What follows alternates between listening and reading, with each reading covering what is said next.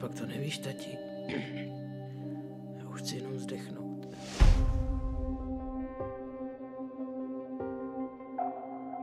A tady už není žádná naděje, že bych někdy ještě běžel.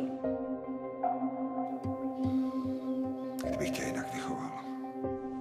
Ty si myslíš jako, že kdybys mě jinak vychoval, že bych nebyl gay a nedostal AIDS?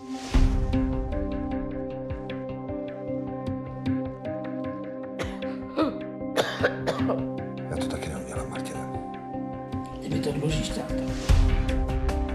Neber vážně tyhle úvahy, já to poslouchám dnes a denně. Víš, že jste Jsem tvoje máma! No ty jsi ho chtěla tady dělat, Odšťakuješ, ty jsi ho chtěla, mě to jedno, taky za ní. Ty sobecký parchante!